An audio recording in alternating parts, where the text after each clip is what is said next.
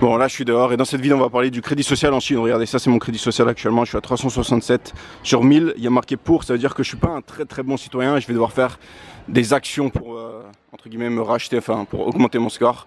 Vu qu'il y a des caméras partout avec reconnaissance faciale, si je fais une bonne action, mon score va directement changer, il va directement augmenter, je vais pouvoir voir ça en temps réel. Et en fait, plus le score est haut, plus tu as des avantages et plus ton score est bas. Par exemple là, si je baisse en dessous de 200, je pourrais pas prendre l'équivalent de Uber, je pourrais pas me commander de la bouffe. Enfin, il y a plein de restrictions qui s'imposent. Et c'est un peu ça la vie en Chine. D'ailleurs, normalement ma voiture a un problème. Elle doit être ici. Ma voiture est là-bas, ils sont en train de la réparer. Et la facture s'élève à plus de 1000 balles juste pour peu de réparation. Normalement, ça récupère dans quelques jours. Et là, donc, genre là, si je fais une bonne action devant la caméra, et bien que mon score il augmente. Et c'est en direct. Enfin, je vais vous montrer après. Voilà, là j'ai récupéré 3 colis et je vais faire un petit détour pour rentrer chez moi pour que le maximum de caméras me voient rentrer chez moi gentiment avec mes petits paquets. Et comme ça l'IA elle va se dire ben en fait c'est un gentil petit citoyen qui a récupéré ses paquets, qui rentre tranquillement chez lui. Là je vais aller déposer mes paquets, regardez, ça c'est la porte. Et là il y a un petit écran avec une caméra. Je vais mettre mon visage. Hop, la porte se déverrouille. Là je suis dans un taxi pour aller à la salle comme ma voiture est en panne et regardez mon score vient d'augmenter d'environ 10 points. Avant c'était à 367 et là ça fait le focus 378. Donc j'ai un peu augmenté parce que je me suis baladé, voilà, j'ai fait le bon citoyen en fait, c'est ça. Plus tu fais le bon citoyen et tu fais pas de vagues, plus ton score augmente. Là j'arrive au mall et je suis à 393. Sur le chemin là j'ai marché un peu, j'ai ramassé quelques bail par terre, genre des trucs que les gens ont jetés, je les ai mis à la poubelle. Les caméras m'ont vu et regardez mon score augmente en temps réel. Là je commence vraiment à être un citoyen modèle. Bon je suis toujours dans le pour, donc je suis toujours une sorte de citoyen un peu indésirable, mais je progresse et voilà, je vais continuer sur ce chemin en espérant monter à 450 aujourd'hui. Voilà, il est 10h, je me suis encore tué à la salle. À la salle, il y a également des caméras qui sont reliées à l'intelligence artificielle globale Skynet de la Chine. Et d'ailleurs, quand je dis Skynet, c'est pas une blague, hein, ça s'appelle vraiment Skynet. Donc là, je vais sortir, je vais marcher en mode bon citoyen, je vais voir si mon score augmente encore un peu aujourd'hui. Voilà, j'ai un peu marché dehors, je me suis baladé, j'ai fait quelques bonnes actions, j'ai aidé une vieille personne à traverser, enfin je lui ai dit genre c'est vert, tu peux y aller. Et alors, regardez mon score, 421, avant je crois que c'était 378, donc mon score augmente en temps réel. Bon là c'est la nuit, en vrai on voit pas grand chose. Mais tout ça pour dire que c'est en faisant de bonnes actions qu'on rend la société meilleure et que le score augmente. Voilà, c'est ça la Chine.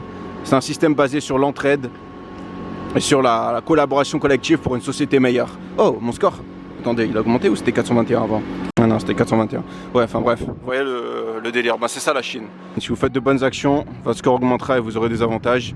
Et si vous faites de mauvaises choses, et ben votre score diminuera et vous serez pénalisé. C'est la règle ici, c'est le crédit social, Skynet, le réseau de caméras. D'ailleurs, regardez, il y a une caméra juste ici.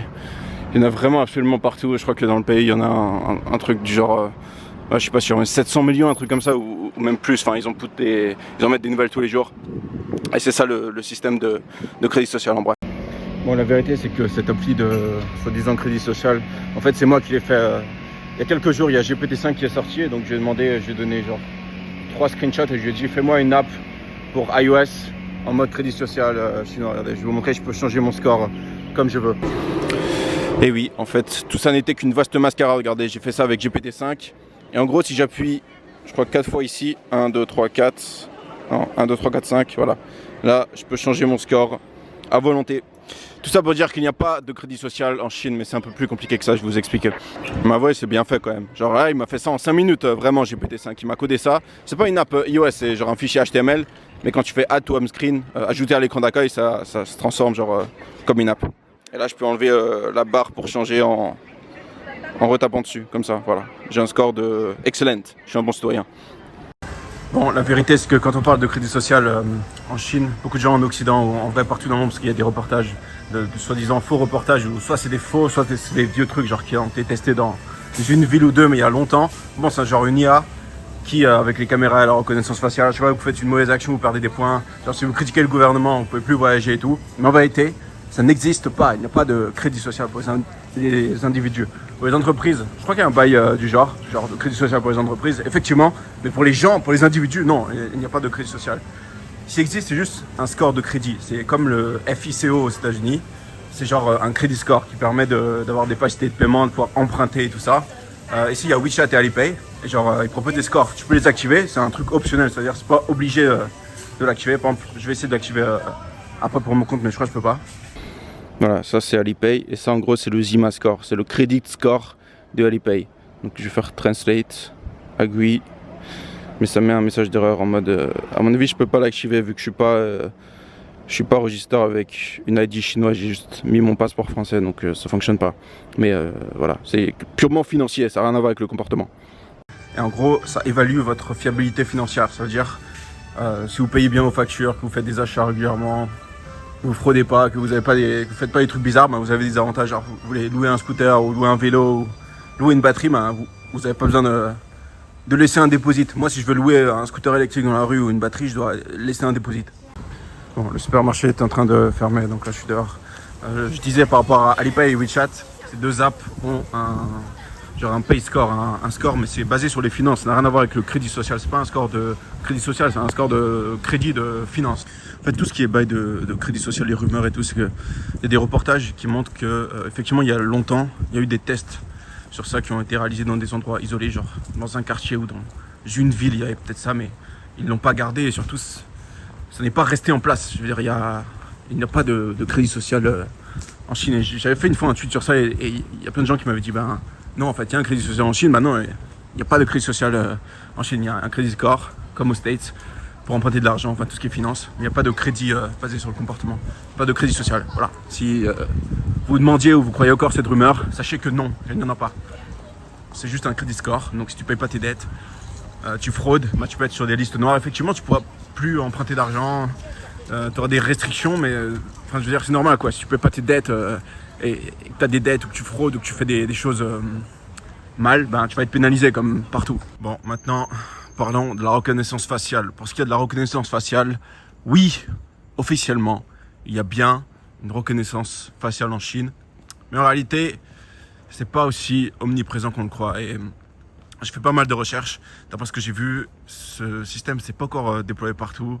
C'est dans certaines grandes villes, genre des bails comme Pékin ou Shanghai. Et oui, il y a des caméras de reconnaissance faciale, mais franchement, entre nous, je pense que ce système peut juste pas fonctionner. Il y a 1,4 milliard de Chinois, d'habitants, et c'est une population qui est majoritairement similaire. Je veux dire, les Chinois, ils ont tous des caractéristiques physiques similaires. Ils ont même couleur de cheveux, mêmes yeux, même traits. Ils ont tous les mêmes gènes, donc forcément, il y aurait des sosies partout. Et s'il y a vraiment une reconnaissance faciale, il y aurait des faux positifs de partout.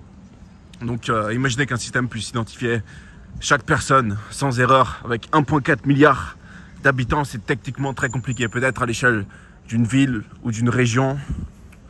Mais je sais pas, ça me paraît quand même assez bizarre. Ce qui est sûr, c'est qu'il y a des caméras vraiment partout. Genre, là, il y en a une là-bas. Enfin, voilà, il y en a vraiment partout. Je crois qu'en tout, il y en a plus de 700 millions, un truc comme ça. D'ailleurs, en faisant des recherches, j'ai vu que depuis 2023, la Chine, elle a commencé à imposer des régulations sur l'usage de la reconnaissance faciale. En 2025 aussi, il y a des nouvelles lois qui font genre que dans les parcs ou dans les lieux où ça sert à rien, il n'y a pas de reconnaissance faciale. Par contre, ce qui est très répandu, c'est la caméra sur la route qui flash. Mais là, c'est pas de la reconnaissance faciale, ça flash juste la plaque. Et ça regarde si tu as la ceinture ou si tu n'es pas sur ton téléphone. Et même ça, il y a des panneaux qui indiquent ce genre de caméra avant qu'elles viennent.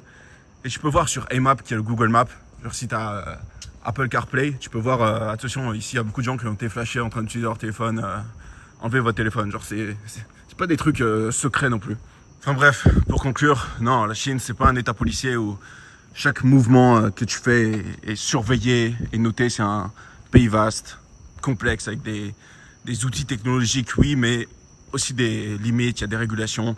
Et surtout, la vie quotidienne est normale. Genre, la vie quotidienne n'est pas différente de la vie quotidienne je voulais dire en Europe. Enfin, en Europe, il y a plus d'insécurité, mais ici, il y a plus de sécurité, mais c'est une vie quotidienne normale, quoi. C'est pas un état policier avec une surveillance omniprésente. Beaucoup de gens confondent, j'ai l'impression, avec les States. Parce que, en vrai, les States, c'est vraiment un état policier avec de la surveillance, je pense, bien plus poussée qu'ici. T'as la NSA et tout, les réseaux sociaux, les caméras de quartier, tout ce qui est data broker et tout ça, c'est des bails de States. on en parle moins et même en France, la reconnaissance faciale, c'est en train d'arriver, mais il y a moins de régulation qu'ici. Ici, il y a des régulations sur tout ce qui est reconnaissance faciale, les caméras. Bref, ici, c'est tranquille. Tu vis, tu circules, tu fais ta vie. Bien sûr, il y a des règles, genre faut pas critiquer le gouvernement ou faire des trucs qui vont déranger l'ordre public, mais sinon, tranquille. Hein. Bref, sur ce, bravo d'avoir regardé cette vidéo et si vous avez aimé, likez et abonnez-vous et dites-moi en commentaire si vous avez des idées de vidéos que je pourrais faire en Chine. Là, je suis encore là pour une dizaine de jours. Ensuite, je décolle en Turquie pour 10 jours, parce que j'étais pas à faire là-bas. Et ensuite, je vais revenir en Chine. Donc, dites-moi si vous avez des idées de vidéos sur la Chine que je pourrais faire.